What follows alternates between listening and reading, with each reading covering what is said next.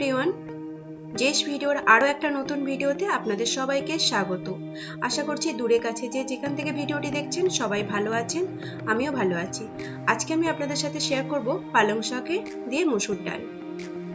কম বেশি রান্নাটা সবারই জানা, বাট আমি যেভাবে রান্না করছি সেটাই কিন্তু শেয়ার করব। ভিডিওর শুরুতে আজ বন্ধুদের কাছে একটাই অনুরোধ, একটা লাইক দিয়ে সম্পূর্ণ ভিডিওটি দেখার। আর চ্যানেলে যদি কোনো নতুন বন্ধু এসে থাকেন প্লিজ একটা সাবস্ক্রাইব করে পাশে থেকে যাবেন।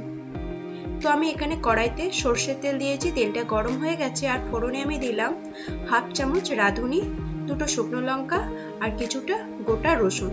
চাইলে রসুনটাকে কিমা করেও দিতে পারেন। রসুনটাকে ভালোভাবে ভেজে নিতে হবে লাল লাল করে। রসুনটা আমার ভাজা হয়ে গেছে প্রায়। এর মধ্যে দিয়ে দিলাম 1 ইঞ্চি মতো আদাটাকে আমি গ্রেট করে নিয়েছি। আদাটা একটু ভাজা ভাজা করে এর মধ্যে দিয়ে দিলাম দুটো মিহি করে কুচিয়ে রাখা পেঁয়াজ। পেঁয়াজটাকে একটু লাল লাল করে ভেজে এর মধ্যে দেব 1 চামচ চিনি, হাফ চামচ লবণ। চিনি আর লবণটা দিয়ে দিলাম কারণ শাকে রান্না করব তো একটু মিষ্টি মিষ্টি হলে না ভালো লাগে, আর কালারটাও খুব সুন্দর আসে। তো মশলাটা আমার ভাজা হয়ে গেছে। এখন এর মধ্যে দিয়ে দেব কিছু স্পাইসেস, হলুদ গুঁড়ো আর লঙ্কার গুঁড়ো। লঙ্কার গুঁড়োটা একদম অল্প একটু দিয়েছি। আর দিয়ে দিলাম টমেটোটাকে একদম মিহি করে কুচাইনি, মোটা মোটা করে কুচিয়েছি। মশলার সাথে ভালোভাবে কিন্তু কষিয়ে নেব। আর হ্যাঁ, এর আগের একটা ভিডিওতে আমার এক দিদিভাই আমাকে জিজ্ঞাসা করেছিল, কবিতা দিদিভাই, যে রাঁধুনিটা কি। রাঁধুনিটা একটা মশলা, আমরা রাঁধুনি বলি আবার চন্দনিয়ে বলি। অনেকে রাঁধুনি নামে চেনে, অনেকে চন্দনী নামে চেনে। এটা যে কোনো বড় গ্রসারি শপে গেলে অনায়াসে পেয়ে যাবে। তোমার মশলাটা কষানো হয়ে গেছে। আর এর মধ্যে দিয়ে দিলাম মসুর ডাল। মসুর ডালটা আগে থেকে আমি ধুয়ে আধা ঘন্টা মতো ভিজিয়ে রেখেছিলাম।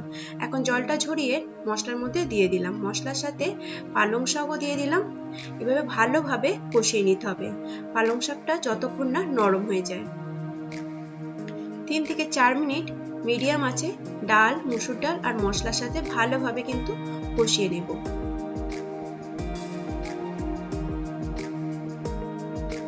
তো কষানোটা আমার এখানে হয়ে গেছে, দেখতেই পাচ্ছেন।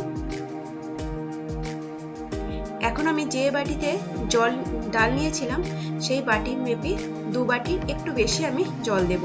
এর থেকে বেশি জল আমি দেব না, কারণ আমি এটাকে রুটির সাথে সার্ভ করব। তাই একটু মাখা মাখা রাখবো। আর তাছাড়া পালং শাক থেকেও কিন্তু জল বেরোয়, সেক্ষেত্রে জলের পরিমাণটা একটু ভেবে দিতে হবে। এর মধ্যে দিয়ে দিলাম টেস্ট মতো লবণ।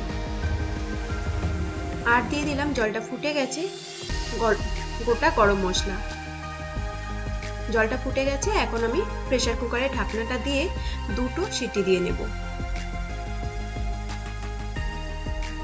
তো সিটিটা এখানে রিলিজ হওয়া পর্যন্ত আমি অপেক্ষা করেছি। এখন সিটিটা খুলে নিয়েছি। দেখো কি সুন্দর আমার ডালটা কিন্তু মাখা মাখা হয়ে গেছে। এখন এই ডালটাকে আরো একটু টেস্টি বানানোর জন্য আমি অন্য একটা হাতাতে 1 চামচ ঘি দিয়ে দিয়েছি। চাইলে এখানে বাটারও দিতে পারেন। তো আমি ঘি দিয়েছি। ঘিটা গলে গেলে এর মধ্যে দেব 1 চিমটি লঙ্কার গুঁড়ো।